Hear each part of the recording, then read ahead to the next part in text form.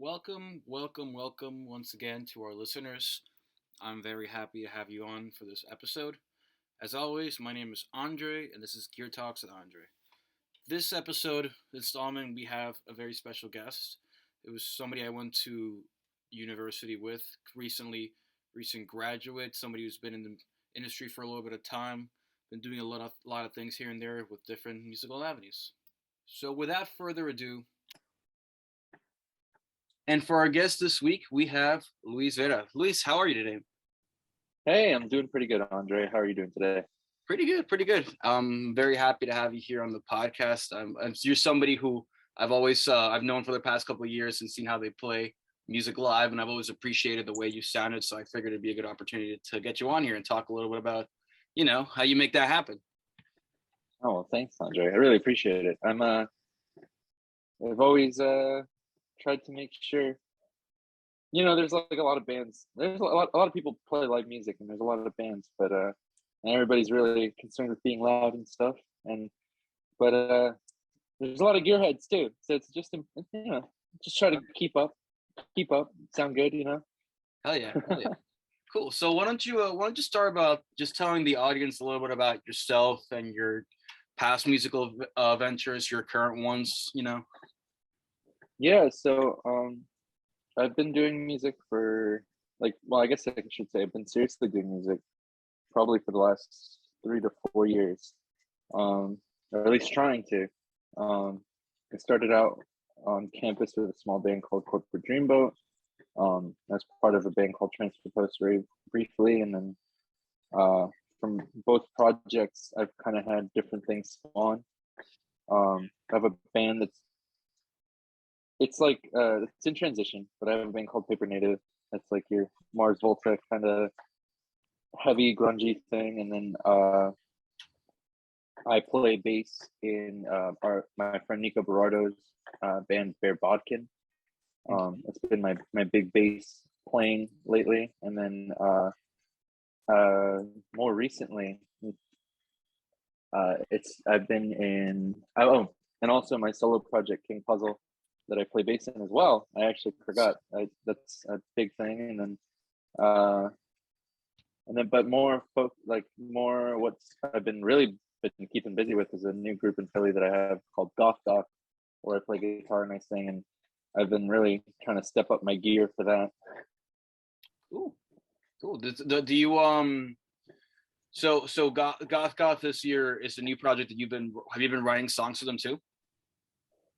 Yeah, like here and there. The dynamic of the band is very different than like other projects I've been in. Like a lot of aside from Ornamental and Bear Bodkin, where like Lucia and Nico are like the main songwriters. In Bear Bodkin, Nico's the songwriter. What do you call it? I've always been like at the forefront of like writing everything and like really like trying to guide along the artistic vision and the sound and all that. But like with Goth, it's a lot more collaborative. The guitarist Wolf and the bassist Molly, they do quite a bit of writing, and I do. It's interesting because like I play a lot of the solos, or I play a lot of like little licks that you would consider lead playing, but they're not really like the main part. Like Wolf mostly comes up with that, like, but he's not like there's a lot more riffs involved with this band, so it's a lot less like standard like here's rhythm guitar playing chords and then here's lead guitar playing lead part. Like we kind of switch back and forth in like a television kind of way. Yeah, it's a little chance for you to be able to stand out a little more, right?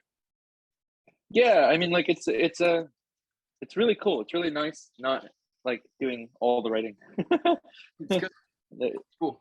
All right, so let's dive into it a little bit. So why don't you, and like I'm sure you've heard before the general terminology that some guitarists use to describe their tone. Why don't you describe your guitar tone to me and your bass tone in your own opinion? And when I say it, I mean like both the tone that you have now and kind of the tone that's your ultimate dream. Cool. Yeah, I mean it's pretty wow, that's I guess putting it into words is a bit different than just making it happen. So yeah. I guess You know what I mean? Like usually when you're queuing up your guitar amp, you're kind of just like, that sounds good. I'll turn Yeah. like cut a little bit of this, but If you had to like give it some kind of adjective to describe it. yeah, I mean, like it's definitely the first word I definitely think of is midsy.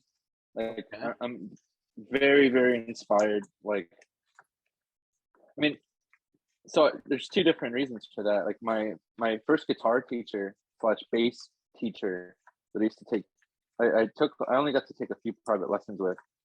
Um, his name was Mike Panicello.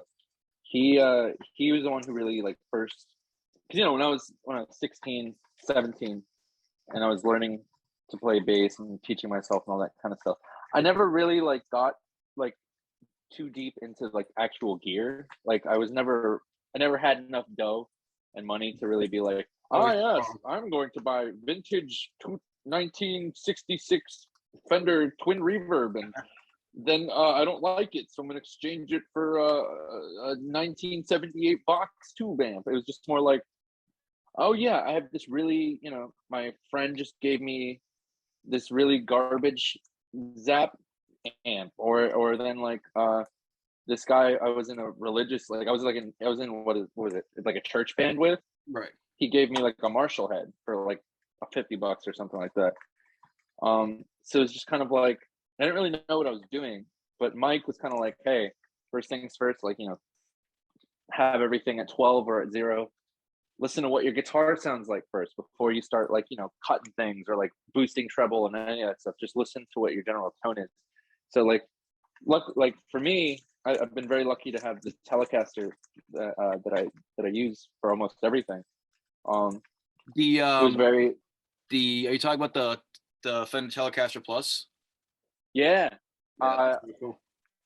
It's my favorite guitar. I have a really good story about it. Actually, I tell everybody. So this is probably old, but like Sure.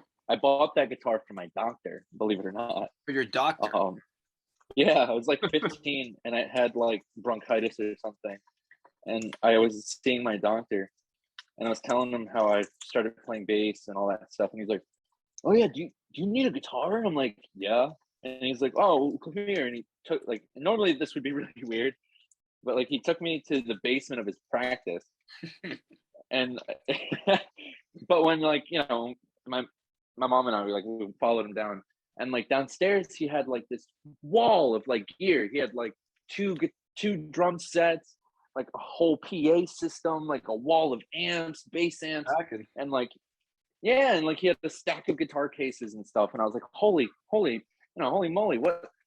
Like you're hiding this down here? Like there's people upstairs getting their liver checked, and below them is like like like somebody's like guitar heaven. Guitar gear, yeah, or music gear. So it's like he had two Eric Clapton model Strats and like some Les Pauls, and like underneath all these cases he's like moving cases around, and it's like, oh, that's a 10,000, like even though I didn't know it was a 10,000, like now I know that it was like $10,000 guitars he was moving around. I was just kind of like, wow, that's a pretty guitar, that's an expensive guitar, that looks like an expensive guitar. And he like pulls out this telly, and then like the case is beat up. It's obvious like all the strings are old. Doesn't really look like he's like played it in a while. And I'm just like, oh, this looks like a garbage.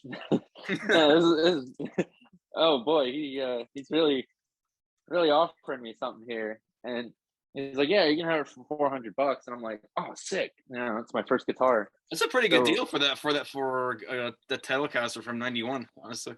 Yeah, like for a vintage telly, $400. Like, dude, you can't. Nowadays you can't even get like like you can't even get like a 2000s guitar without paying at least $700, $800. Yeah, especially not American made. Yeah, that's good. That's mind blowing. Like even like finding a Mexican for that price is like you're gonna have a hard time. Yeah, I know. Like it wasn't. And that's the funny thing. Like I was just an ignorant little kid, so I was just kind of like. I was just like, I didn't know what I was getting. I was just kind of like, oh, cool, a Telecaster. And like, later down the line, once I'm like getting into Radiohead and stuff, my friend Javier shows me a picture of Johnny Greenwood, and I'm like, yo, that's my guitar. what the hell? And I like, start Googling things. I'm looking up like the model and everything. And I'm like, oh my God, he sold me like a $2,000 guitar. But there's no better feeling than that. Just knowing that you came out winning out of that one. That's a great story. Yeah, it's insane. So, it's a beautiful guitar. Johnny Greenwood, Radiohead, he uses it on everything. Like every Radiohead record that guitar's been on, he's used it live a number of times. It's a cool instrument. It's got some history to it, and it's got red and blue lace pickups, so it's a bit different than your usual Tele. I was actually that was one of my questions. I was gonna ask you, how do you feel about those pickups compared to like the regular standard Telecaster pickups? How are they a little different? Well, they're hella different. Like I that's the funny thing. When I was like 20, 21, I had been using this Tele for a while, and I was like, and I had to pay for the frets to be redone and crowned and all that stuff, right? And that was expensive. That was quite a bit of money. And I was like, all right, I need to not keep, using this guitar for everything, or I'm gonna like burn, like I'm gonna play a hole through the neck. So I was like, let me buy another Tele. And I when I was at Guitar Center in Hamilton, I saw a 1997 Telecaster, American Telecaster in like natural finish. And it was the most beautiful thing I'd ever seen. And like I sat down with it unplugged because I'm a moron. And I was like, this sounds amazing. The resonance in it is beautiful. And like, oh, this will be perfect. It's a 97. It's from the year I was born. And like, it'll fit perfectly with my other Tele. Yeah, like, you start romanticizing it because you want a new guitar. So you're just like, this is the great, I hadn't even tried it through my own rig. And I was just like, this is an incredible guitar. And, I played it clean. And like, I played it through like a Vox or something at Guitar Center. And I was like, wow, this is beautiful. The cleans are perfect. And like, it's an American Telecaster, so it's $900 at the time, right, probably, which is another ridiculous deal, honestly, because it came with a hard showcase and everything. Huh. But I took it home, and I really was like using it mostly for clean stuff, and I was like, wow, this is like pretty, and starting to do ornamental stuff later on, and I was like, oh, cool, like this guitar is good for this. But then like I was like, well, let me start using it for Corporate Dreamboat or using it for like my heavier projects, and like I just could not get it to sound like regular Teles have so much twang on them. Right. Like, yeah, that's what they're known for. Yeah, like that's why people love them. They're like, oh, this Tele twang. And it was not what I wanted. Like, it was lighter. The Telecaster Plus, that's the other thing. It's such a it's a heavy guitar. It's got a lot of sustain because it's like a, I forget what wood it. I think it's like the same. I don't know if it's the same wood used for regular Telecasters, but it's like it's got insane sustain because it's a heavy guitar. Like my Tele is at least as heavy as a Les Paul, at the very least. That's uncommon. Yeah, and it's really weird because like compared to the 97 was like at least like significantly lighter. So when I'm running it through my amps and stuff like that, the guitar tones were completely different, which I should have known anyway because the red lace and the blue lace pickups. I think it's the blue lace that's in the single coil in the neck, and then the red lace is the humbucker. Very different. They have a lot more bite. The attack is like a lot more present, and the way they like feed back is different from your regular single coils. And regular, just like Fender, like even if there was like a Fender humbucker in there, the way they react is very different. And like I just could not get any joy out of that standard American Telecaster. Like I couldn't get the mid bite. I couldn't get the warmth out of it that I wanted to. And that's the thing about this Tele is like it's like perfect. Like it really is like the guitar that I needed, which is really funny. I didn't know it was the guitar I needed when I got it, but I'm very influenced by like the Strokes and like like and Nirvana and stuff like that, where there's a lot of like of that mid-range attack and a lot of like, right. And even though they're different, they're the two guitarists in the Strokes and Kurt Cobain use their guitars differently. There is a lot of like I guess I should say like there is an overlap, at least for me, of the way I use their styles, because like that the cut that the Tele has, especially in the mid range, is like perfect when you're doing like little like lead licks, or you need stuff that kind of like that cuts through the mix, but it isn't like overbearing and it's not squealy, That's good. Yeah, that's exactly what you need from that. So it's and that's what the kind of music I like, because a lot of the music I've done has always been like, yes, there's a second guitarist, and like there's like a separation between the two. That's my main thing. So like, and even then, what my professor had taught me, bringing it back, segueing with the amps is like, you want, essentially a lot of the guitar is in the mid-tone, like, you're, I mean, this goes without saying, but like, drums are kind of everywhere, but the kick is in the low end and the bass is in the low and the low mids, right? Right. So you're gonna cut a little bit of the low end. At least that's what he was telling me, and granted, this is like, dude was like 70s, 80s punk kind of guys. So who knows if this is applicable across the board. But like, for me, it worked out. Yeah, that's good. Like, it certainly did. I cut, so I cut low end out a little bit, not like too much. Like I'm not necessarily cutting either. It's more just like if we're talking specifically, like if we're talking specifically like on an amp, it's bass is usually around 4 or 5, and then the mids are around 7 or 8, and then you have the treble sitting around 6 or 7, right? Right. So there's plenty of brilliance in the top end, but it's not too trebly, because I hate, like, a lot of people really want that glassy Fender clean tone, but I prefer more of a warm sound it's got some clarity to it, right? Yeah, I feel like the laces, the lace sensors can absolutely do that for you too, based on the warmth you said they provide and the extra boost in the mids, but without cutting through. Cutting through, but not like being overbearing. That really helps that warm sound you're looking for, Yeah, and it just it worked out that way. So it's just so I guess to describe my sound is like very mid oriented, and it's like more about warm, like, and a lot of people use the word warm, and I think it means different things for different people.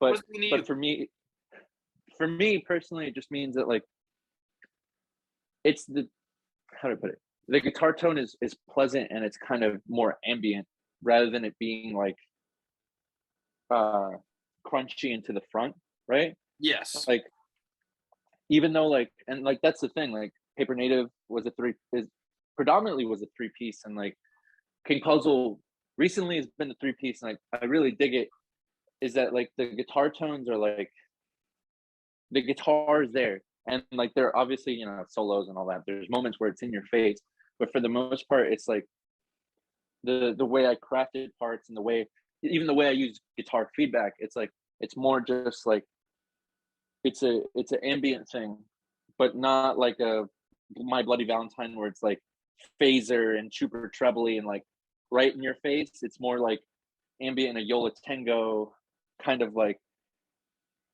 it's like, it's the embrace of the guitar, right?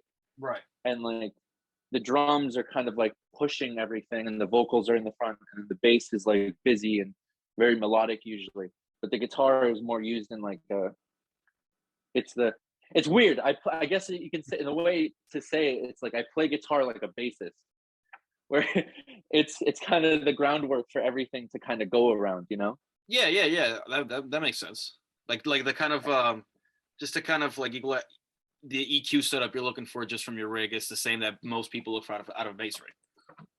Yeah, because like I although, like, I'm no stranger to solos and all that kind of stuff, like, and doing stuff that calls the guitar to like the forefront of attention. It's I think at the core of what I do is like, and who I am, I guess, as a guitarist, is that I'm more of a songwriter than I like the way George Harrison. It's more about like, it's more about arrangement and like the kind of like, it's arrangement and it's layering and it's songwriting over like being a virtuoso like Eric Clapton or something like that. Right, just being like extremely impressive and just like melting faces. Exactly. Yeah. Well, yeah, like, cool. Yeah, let's move on to one of your other guitars, because another one that really interests me was the Squire Cyclone. I hadn't actually heard about the Cyclone, and then I looked it up and I realized, and I saw it's supposed to be a mix of like a Mustang with the body and the tremolo of a Strat, while still having like the three switches controls of a Jaguar. How does Does it feel like a mix of guitars to you? Like, do you feel like you're getting a bit of each universe when you play that thing? Oh, dude, absolutely. I have like I've never really been like Strats are cool, and I love a lot of like Strat players, but like I've never been one where I'm like, dude, I'm gonna get like a '70s Strat, and I'm gonna be like, like super like that. But like, Yeah. um, this thing but like I've always respected like Hendrix, all them. They use Strats to like be very what do you call it? You get like a variety of tones with the Stratocaster, so it's just like you It's very expressive. yeah, it's a very expressive guitar. Like you can get a lot out of it, and that like translates to the Cyclone. Like the Cyclone, the Paranormal Series Cyclone, it's a very new thing that they dropped. Um, it's a weird little thing, right? Because it's short scale, right? So it's super easy to play.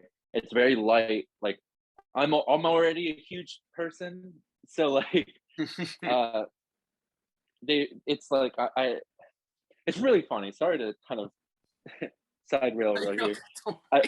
Whenever you see pictures of like John Lennon or like Chuck Berry or stuff like that, where they have like the Epiphone dot and it looks huge, or like Kurt Cobain with the Jaguar, it looks like a massive guitar, and you're like, wow, they look so cool. I've always like seen that, and I'm like, wow, those guitars would look just like that on me. And then I realized they're all short kings, and they're like 5'8", 5'9", 5'10".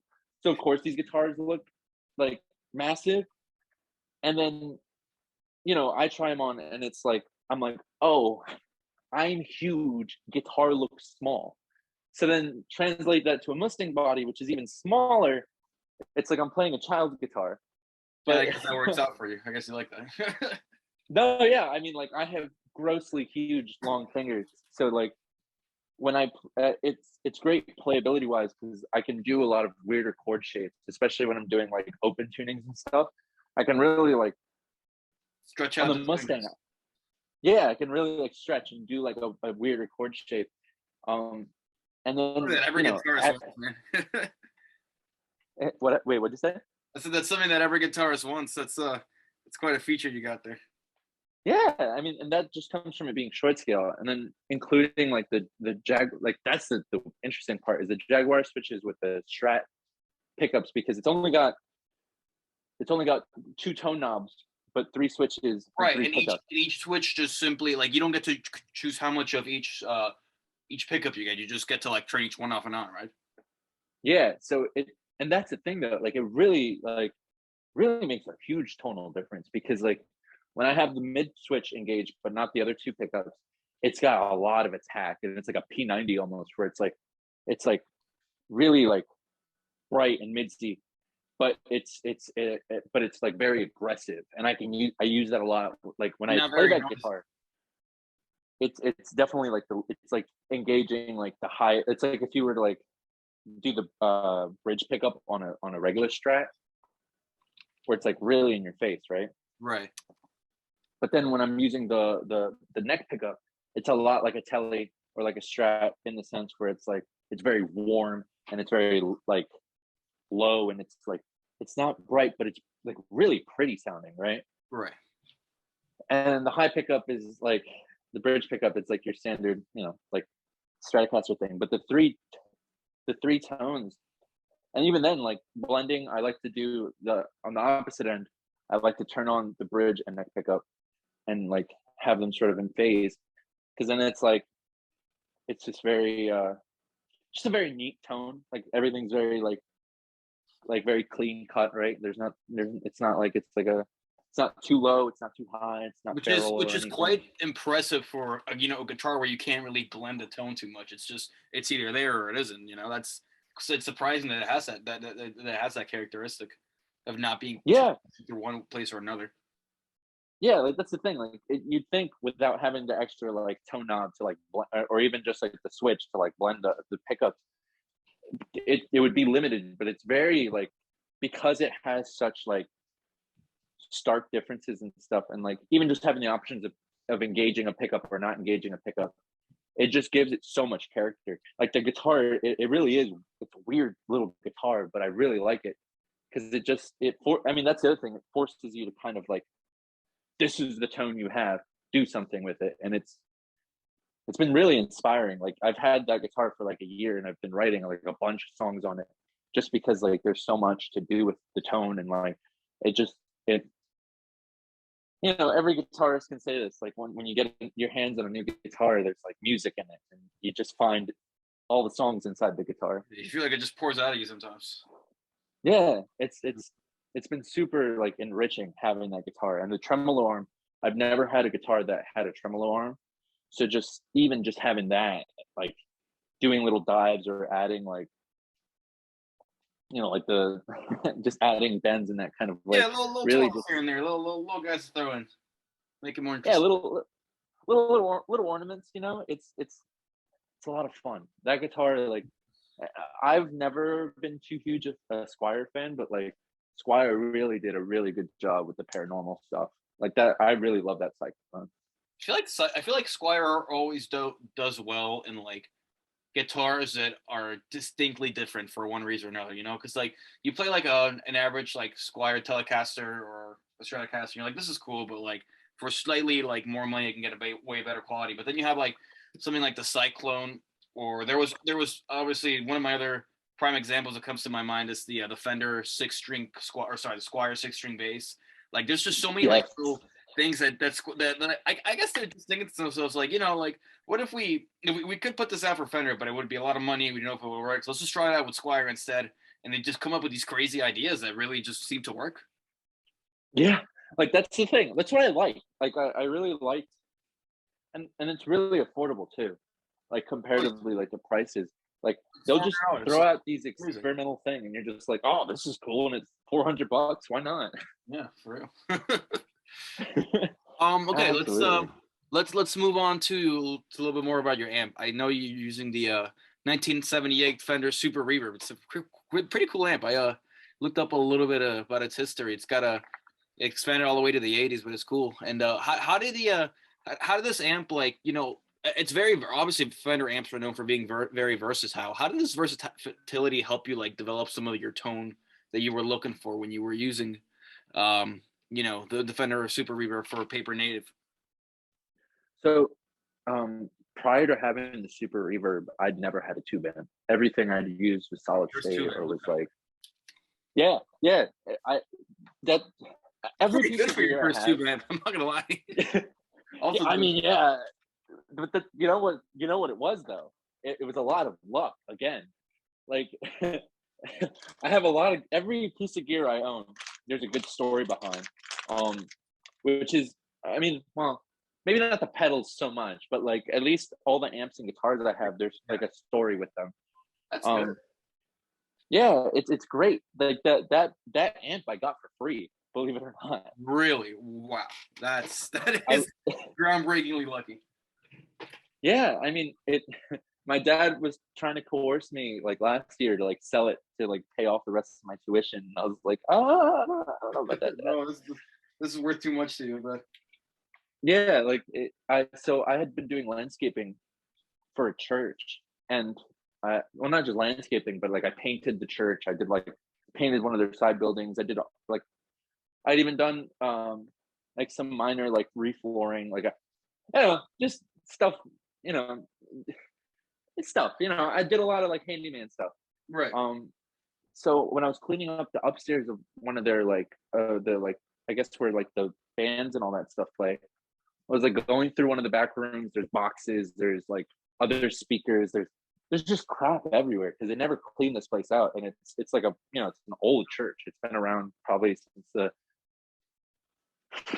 1800s, late 1800s, early 1900s. It's an old church. It's all marble. And I'm digging around, cleaning stuff out, throwing stuff out, and then I find like I find the Super, and I'm like, holy crap, the Fender Super Reverb. Who does this belong to? And like, because like you wouldn't just leave that there. Yeah, absolutely. Even if it's a church, you don't just like abandon a Super Reverb. It's a big amp. It's a 4x10. Big amp. You're getting at least $1,000 for it. Like it's not something that's easy to forget about. Yeah. So I like I'm like even if before I even thought about taking it, I was just like, I asked like the priest, I asked the clerk, I asked everybody that's involved with the church. I'm like, who does this belong to? Like, does this belong to someone? I'm asking like people that are around that are like in the older age groups. I'm like, does this belong to you? Does this belong to someone you know? I'm looking up like people in the choir. I'm like, hey, is this your amplifier? It belongs to nobody. Like, nobody knows who it belongs to. Like, I guess either A, the person moved away, or B, they died. Because it's an original 78 amp and it was in incredible condition considering it's been sitting in a church. I think the priest told me it had been sitting there for at least 20 years, if not 30 years. Wow. And it had been unused, and he's like, listen, Christmas is coming up. You've been working a lot of extra hours. Think of it as your Christmas bonus. And I was like, say less. That's say less. That's incredible. So, I mean, granted, I had to take it down 2 flights, down a very narrow staircase, which that Subaru is very heavy. So I had to work to get it out of there, but I was very happy to take it home. I got it checked out by an amp doctor.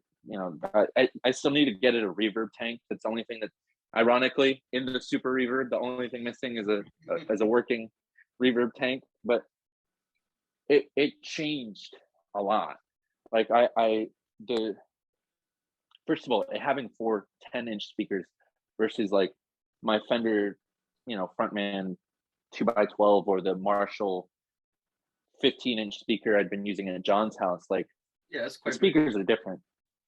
Well, yeah, there's like more of them and they're smaller, so the tone cuts through more, and there's 4 freaking speakers, so it's way louder. I'm pushing air now. And the what do you call it? Surprisingly, the tubes in the amp are still original, and they're still like functional. Like, they're still good for like at least another few years. That's usually the first concern that people get when they buy a new amp, because they especially if they're stored away for a while. They're not stored somewhere cold. Like, those tubes will freeze and they will cause a lot of damage to your amp. That's impressive. That's good things about them. So I'm running original Fender tubes here. So it's like, it just like, once I got it, like, I had the head cleaned and all the what do you call it, the knobs, like all the stuff was cleaned out. Shout out Beer to Guitar Repair in Williamstown. My man Nick does a great job. He cleared it out, and I brought it to practice. And like, first thing is like everybody talks about it.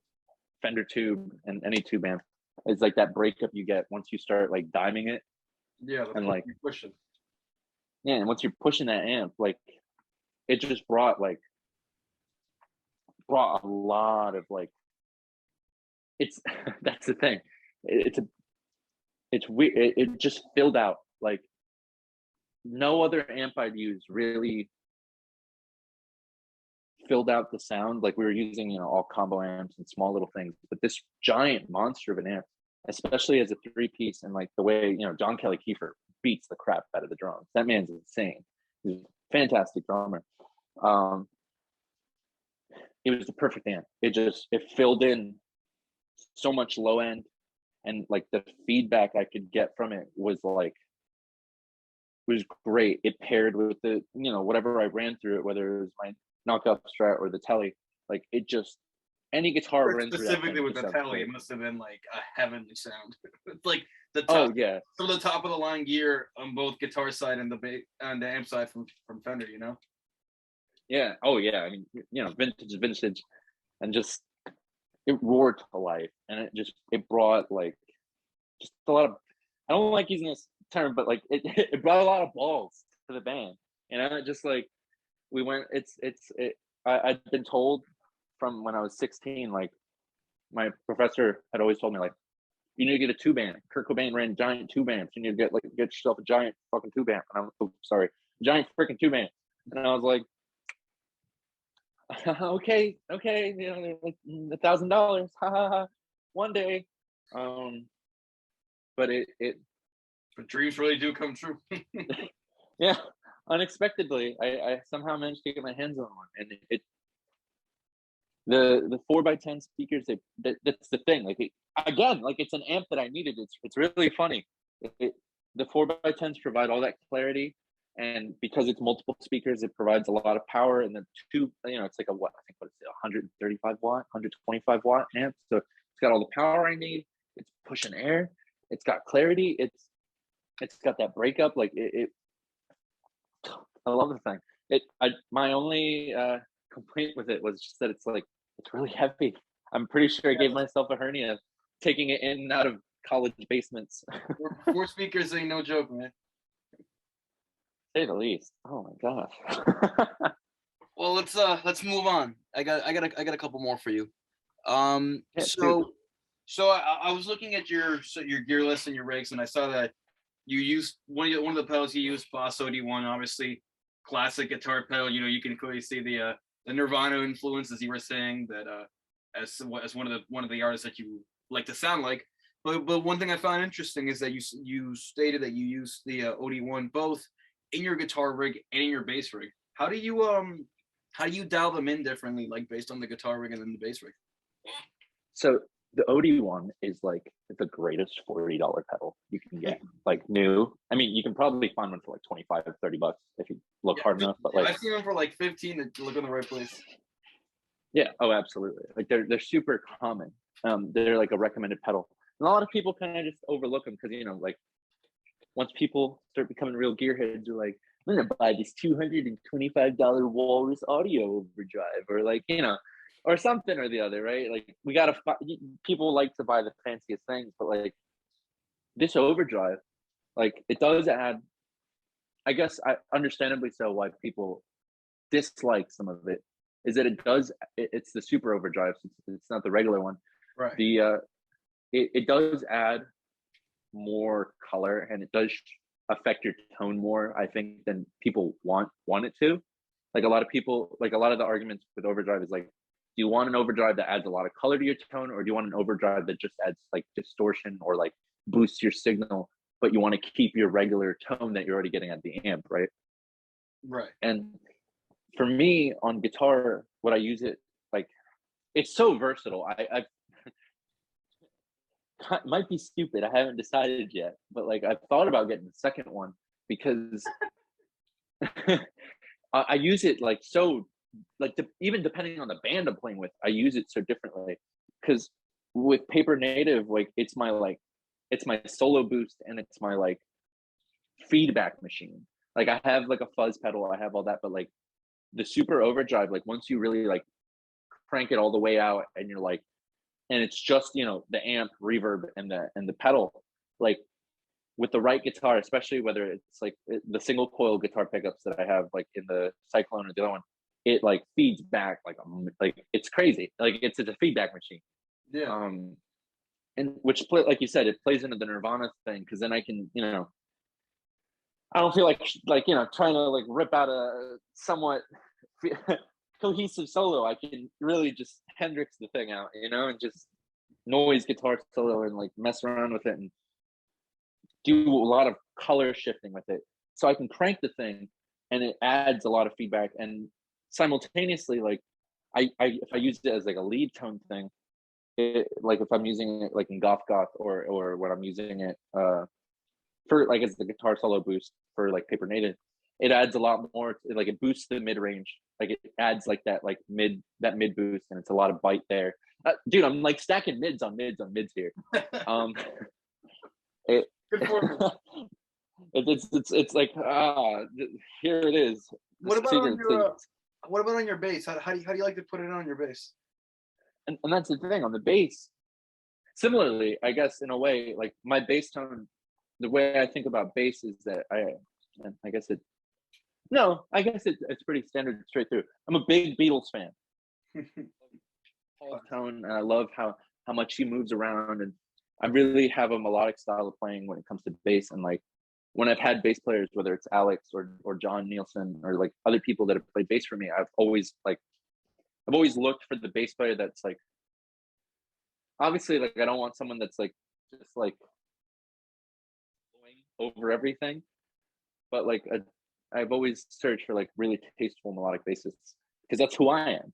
So my tone is very like low end. It's very like it's thumpy, but I still need like I play a J bass, so it's really like I'm really seeking though for those high notes to still ring out, and for there to still be like some some real distinction between the notes I'm playing because I'm doing so much, I'm moving around so much. Like I don't just want it to be like I need the actual like need the clarity. So when I use the overdrive on it, it like further boosts the mid. So like when I'm doing stuff, I more so for King Puzzle than when I've used it once for Bear Bodkin, but it's something I haven't really messed with too much because there isn't as like my bass playing doesn't require like we did like I used it more so when we did a Pavement cover of Here by Pavement, and we did what's the other song, and Starlings of the Slipstream, where there's like these big noisy parts.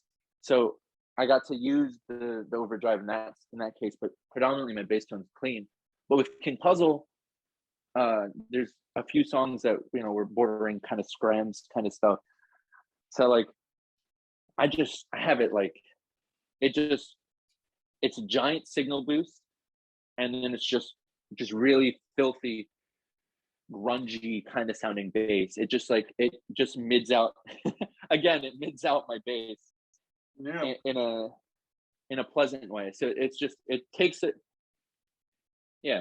away the kind of like my clean bass tone is very clean and very low resonant, and even though it's melodic, it's still in the background. But the boss overdrive is when I need to be in your face, and when I want the bass to kind of just like kick you in the teeth, punch through with that clarity.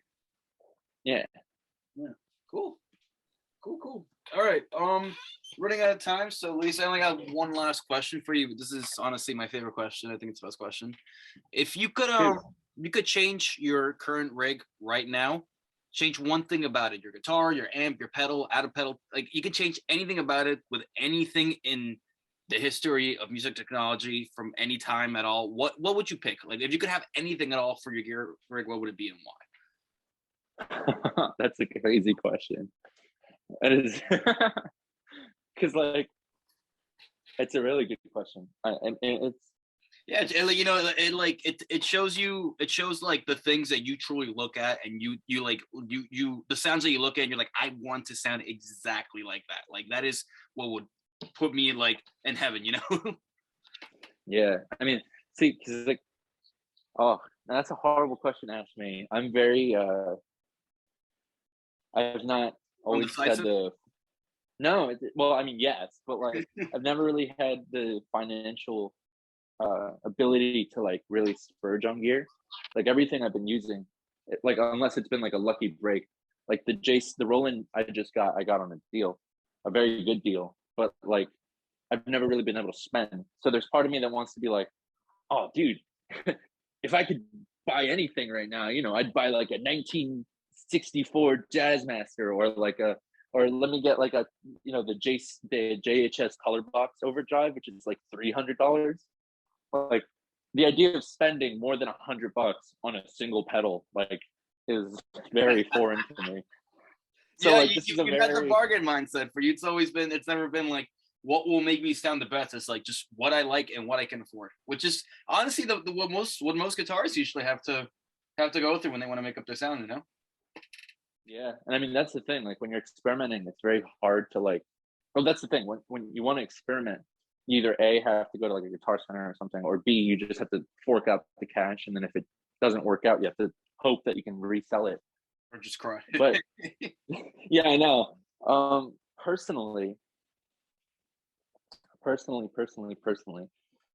even though I don't need it, so I'm very happy with my Telecaster. I'm very happy with the Cyclone, and even though like I could do with like an actual pedal board, maybe a Voodoo Lab or something, and maybe add like a new fuzz, a different fuzz. The thing that I'm stuck on, and the thing that I want the most, that I've been craving since I started playing guitar, and it all just comes back to my Nirvana obsession. Yeah, is like I need a Fender Jaguar. I gotta have one, and I've rubbed many elbows with many Jags. A lot of the people I've been in bands with have Jaguars. my friend Mark has a Jag Stang, which is the one Kurt Cobain design, which is the Mustang Jaguar thing. Yeah. But like Nico's dad has a really cool, it's like an 84, it's a 1984 Jaguar, made in Japan, and it's a reissue of the 1966 Jaguar. And I'm in love with the thing. It's a sunburst, it's, you know, single coil pickups, your standard Jaguar setup. But it's just like, there's something magical about that guitar that has like further deepened my desire to own a Jaguar of my own. Yeah. For me personally, what I really like about Jaguar is just like, I feel like their tremolos, just like their tremolo bars are just very, very unique. And I love the way that the bridge is set up, man. I think it absolutely like gives you some kind of unsheathed tremolo that most people like haven't really touched on. Or most guitars don't really traditionally carry something like that. You know, I think it really makes it stick out. That's personally what I like about it. Yeah, I mean, they've definitely, I agree with you. I definitely think they've come up in popularity now through indie music, and like, you know, they're like Sonic Youth and Nirvana and all those kind of bands. Like, if you see a band nowadays, somebody has a Jazzmaster or a Jaguar, that kind of offset body shape. But like, there is a lot of like, aside from the aesthetical things, like you're saying, I've never really the ideal to have a Jaguar, like you said, with like a proper tremolo arm on it, and just really be able to like really mess with that and use that for color toning. And then just having that kind of like, another band I really like, Horse Jumper of Love, I'm pretty sure, 95% sure, when I saw them, he had a Jaguar. They just have a sound to them, and I just think that like I would really, from what I've already taken off with the Cyclone, I just feel like with a Jaguar, I would just, you know, I would probably go nuts. I'd write a million songs and like obsess over the thing and baby it, and it'd be insane. I think that's my dream thing, is like I'd really like to own a really nice either Japanese or American Jag, and like have it be either in a sunburst, traditional sunburst, or have it be in like a funky, like either orange or like some kind of weird outside, like weird, not normal color, you know? Yeah, and I think most I think since Jaguars are offset like that, I think they surely come in those colors. I've seen some in like some kind of like mix of purple and violet, something just really weird like that. Just something that you never see like a common guitar in that color. I feel like they really follow that tradition of just offsetness, just in the way it plays and sounds along with the way it looks, and I think that's very unique to them. Absolutely. Cool. Well, Luis, thanks a lot for hopping on the podcast. I really appreciate your time. I loved hearing all these stories about your gear. They're really cool, really impressive. I never knew that about you. They really blew my mind, and I'm sure our audience here is definitely going to get a kick out of all this too. Yeah, much appreciated. It's a lot of dumb luck. Is there before we sign off, is there any of your musical acts you want to shout out while you're here real quick? Yeah, I guess, I don't know, is this going to be coming out? How it's going to be coming out this week. This week, okay. So then, yeah, on the 27th, I'm playing at the Pharmacy with Vera Bodkin, and then January 15th, I believe, this might be too far for anybody, but in Reading, Goth's playing another show. Goth has an EP that we're recording with Nico, that we actually did some of the tracking for at Rowan. Oh, word. Yeah, Nico had us by, and we did the whole thing. That will be which came out really good, and we're really excited about. So that'll be coming out soon. So keep an eye out on that. And I think Nico's dropping a Christmas single for Vera Bodkin, so shout out that. That's really all I got to share for right now. Awesome. Luis, one more time, thanks again for coming on. Thanks for having me. Of course, thanks to everybody who tuned in today for our show, and we'll see you next time.